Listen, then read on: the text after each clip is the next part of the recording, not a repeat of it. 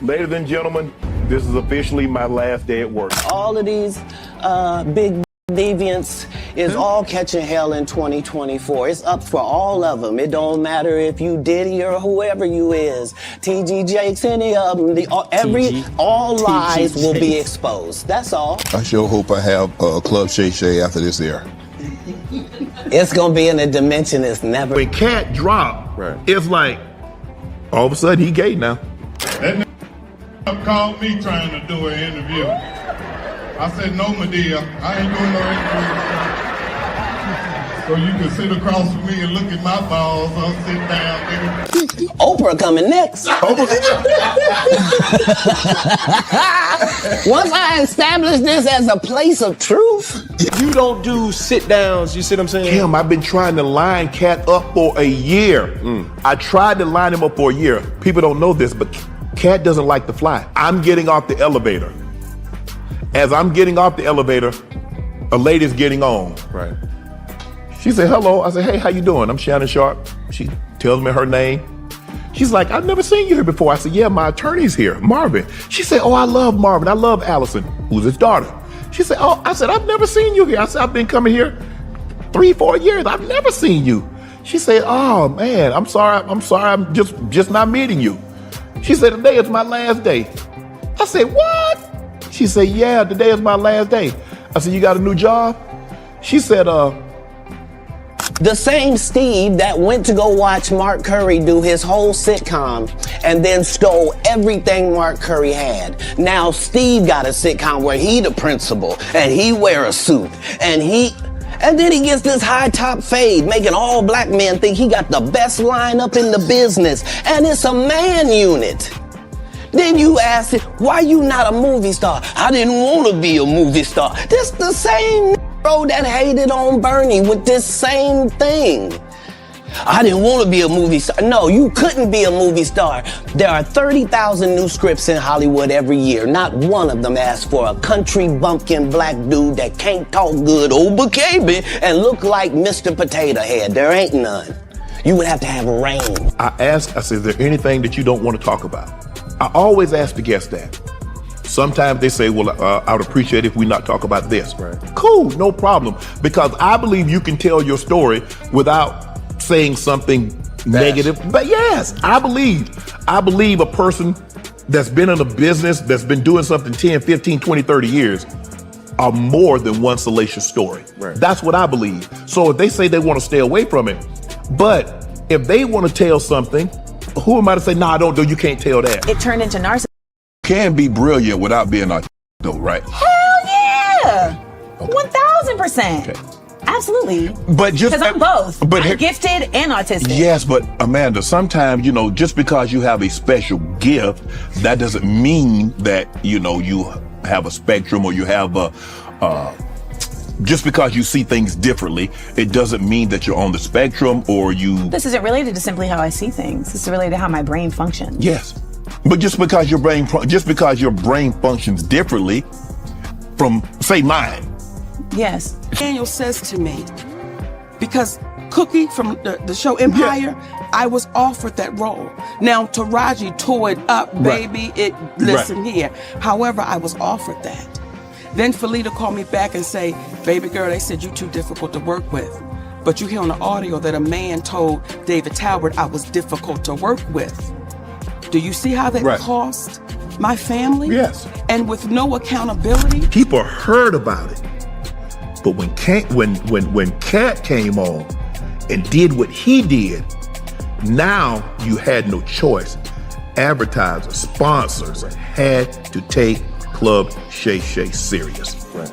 People that did, he just this, he's a he talked with a lisp. With that that talked with a lisp has the #1 podcast on YouTube. Not sports podcast, Cam. In 15 years in Hollywood, no one in Hollywood has a memory of going to a sold-out Kevin Hart show, there being a line for him ever getting a standing ovation at any comedy club. He already had his deals when he got here. Have we heard of a comedian that came to LA and in his first year in LA, he had his own sitcom on network television and had his own movie called Soul Plane that he was leading? No, we've never heard of that before that person or sense that person. What do you think a plant is? Maybe people don't understand the definitions of these words. Who called a conference because she was talking about Aboriginal art. Mm-hmm. And she said that she stood in front of the class and said, you know, that the Aborigines are a Stone Age people. And I was like, ma'am, there are Aboriginals alive right now. Like, they are a part of civilization. Like, what are you talking about? And she's like, well, no, you know, what I mean is that they've never advanced. Kim, I didn't know it was gonna cause this kind of ripple. I didn't think it was gonna move me in the direction. I'm glad it did. And some of the comedians had taken shots at other comedians, but nothing like this. Shannon Sharpe, a renowned sports analyst, has recently been in the public eye not only for his professional achievements, but also due to serious IS allegations. Following his high-profile interview with Katt Williams, Sharpe has faced unprecedented scrutiny and threats from influential Hollywood figures. Shannon Sharpe's recent experiences have ignited significant controversy today. We examine the events surrounding Sharpe's career, the threats he is facing from Hollywood's elite, and the broader implications of this unfolding drama. Sharpe's interview with Katt Williams was a turning point in his career. The candid discussion, which touched on sensitive subjects, catapulted Ed Sharpe into the limelight, but also made him a target. Following this interview, Sharpe has been subjected to increased scrutiny and threats. But what exactly sparked this backlash? In a recent interview, Shannon talked about all the chaos he's been dealing with since Katt Williams' interview went viral earlier this year. He had a conversation with Cam Newton and shared why celebrities feel comfortable enough to reveal all their secrets on his podcast. Shannon explained that before every interview, he makes it clear to his celebrity guests that they don't have to discuss certain topics if they don't want to, which makes them comfortable enough to tell their own story. He mentioned that he believes it is possible to share a story without including anything negative. However, he also thinks that anyone who has been in the industry for a long time, such as 10, 15, 20, or 30 years, likely has multiple intriguing stories. While he understands if someone chooses to avoid such tales, he does not feel it is his place to prevent them from sharing. In his recent interview, Shannon addressed the criticism from those who claim he is not a real journalist. He clarified that he has never considered himself a journalist. For those who may not be familiar with him, Shannon is a highly successful retired NFL player who was inducted into the Pro Football Hall of Fame in 2011. Following his football career, he worked as a sports commentator. For several years in 2020, during the pandemic, he started his podcast Club Shay. Although the podcast initially had decent viewership, it skyrocketed in popularity with the Katt Williams interview, which now has over 70 million views and is the most watched episode on Club Shay. Interestingly, this interview almost didn't happen. Shannon revealed that he had been trying to get Katt on the podcast for about a year before it finally came together.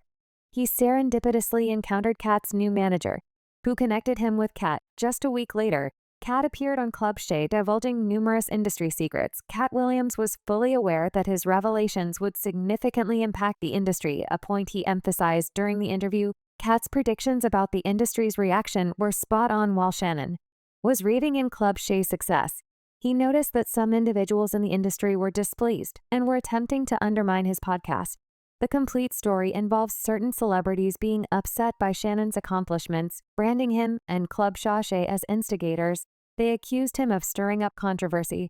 Hollywood, due to the Katt Williams interview, there are 30,000 new scripts in Hollywood every year. Not one of them asked for a country bumpkin, black dude that can't talk good and look like Mr. Potato Head.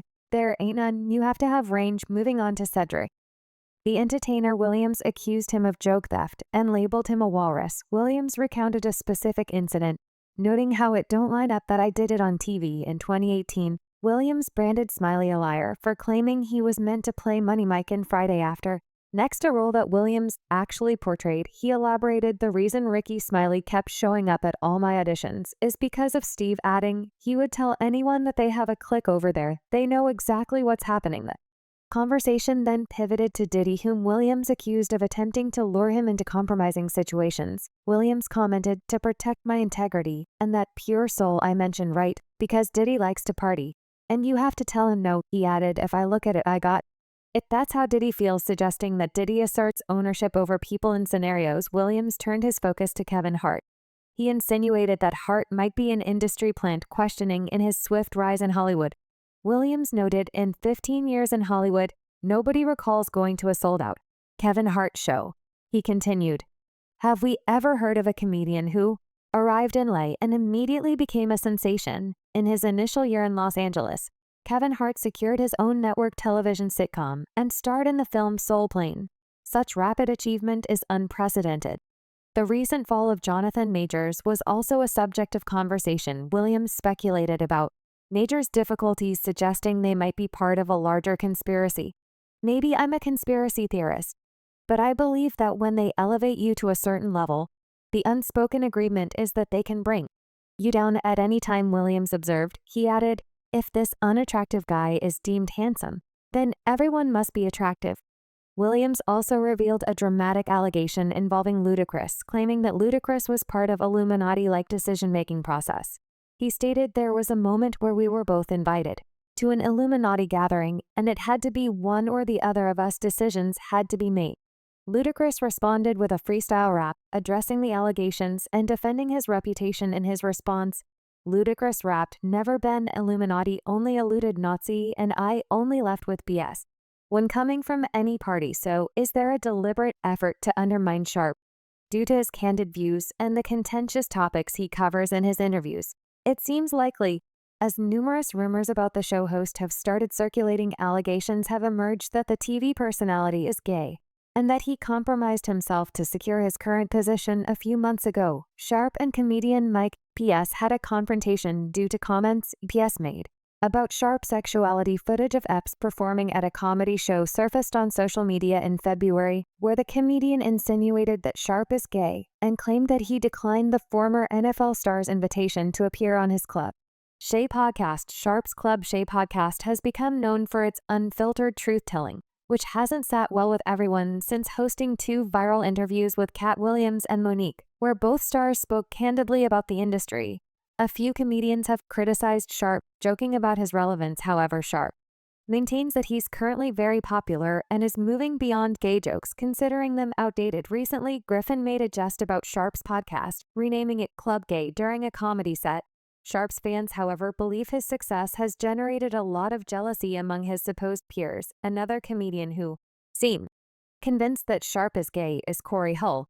In March, Hulk delivered a manic 5-minute set about various prominent black media figures on the 5150 show. Hulk also targeted Shannon Sharpe, jumping on the notion that Sharpe was trapped in gay tricks as suggested by one of the show's hosts. Previously, Hulk criticized Sharpe for hosting Club Shay Shay. It seems Hulk isn't the only one to allege that Sharpe is secretly queer. Antonio Brown called Sharpe a rainbow while attacking the Hall of Famer for his criticisms of Lamar Jackson. The former NFL wide receiver stirred controversy again, this time targeting Shannon Sharpe. In a social media outburst, Brown accused Sharpe of concealing his true sexuality, following a viral TikTok video promoting Sharpe's Leaport Shay Shay, despite Sharpe's positive intent to honor his grandmother through the brand.